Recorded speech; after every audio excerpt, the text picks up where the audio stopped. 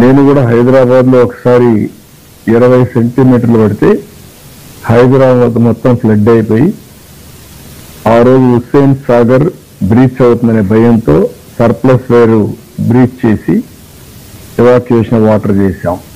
అది గతంలో జరిగినటువంటి ఇది. దీనివల్ల విపరీతంగా సిఏడిసి నుంచి కూడా centre for development of advanced computing నుంచి ఒక టెక్నికల్ పీపుల్ కూడా తీసుకుంటాం. అదే మరిగా పోలీసుని కూడా 1 or 2 ఇన్వెస్టిగేషన్ ఆఫీసర్లు పెడతాం. అక్కడ లోకల్ వాళ్ళు కాకుండా బయట వాడిని.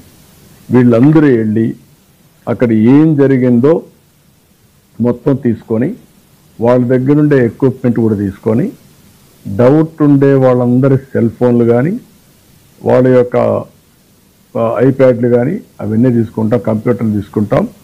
మొత్తం అనలైజ్ చేసి వాస్తవాలు ఉంటే ఎవడు ఇన్వాల్వ్ అయినా వదిలిపెట్టాం, వాస్తవాలను బయట చేసుకొస్తాం. దీన్ని అనవసరంగా క్యాంపెయిన్ చేయడం, దుష్ప్రచారం చేయడం మానుకొని ఎవరి దగ్గర ఎవిడెన్స్ ఉన్నా ఆ ఎవిడెన్స్ పంపేయండి. వాళ్ళ మీద ఎంత కఠినంగా యాక్ట్ చేస్తామో తర్వాత మీరు చూడండి.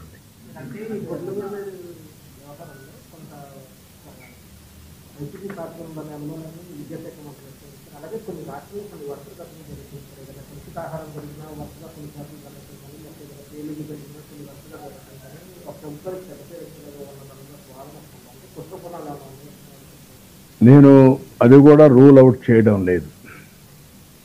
ఎందుకంటే ఒక ముఖ్యమంత్రిగా నన్నే మభ్య పెట్టారు.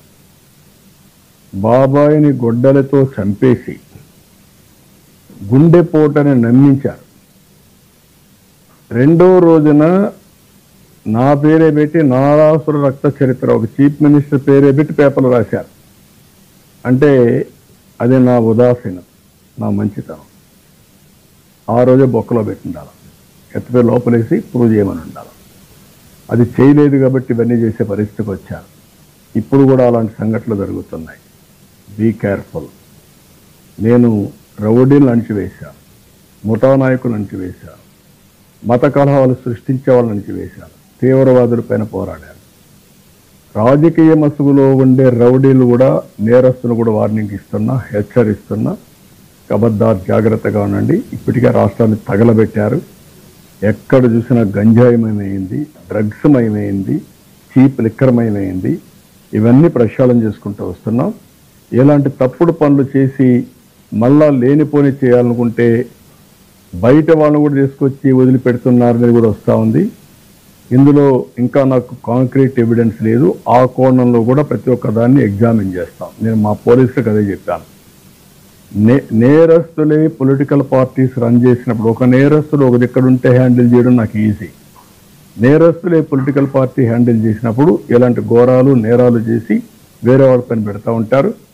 ఈ ప్రభుత్వం అంత తమాషాగా ఉండదు. ఏదో మీరు అనుకున్నట్టు మీ ఆటలు సాగనీయం.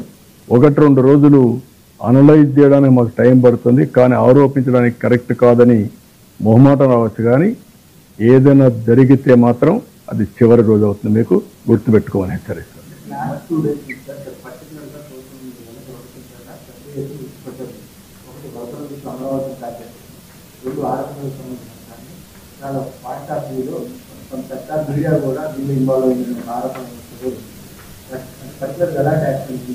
ఈ రెండు ఉన్నాయి.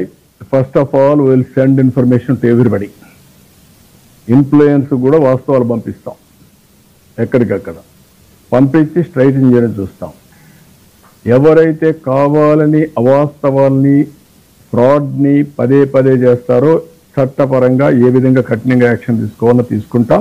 సోషల్ మీడియాలో వచ్చేటివి కూడా కంట్రోల్ చేస్తాం. వాస్తవాలు ఎవరైనా రాయొచ్చు, వాళ్ళు వ్యూస్ ఉంటే చెప్పుకోవచ్చు. నా కోరిక ఇది, అమరావతి మునిగిపోవాలా, అది నా కోరిక. కోరుకుండా రాసుకో కావాలంటే. కానీ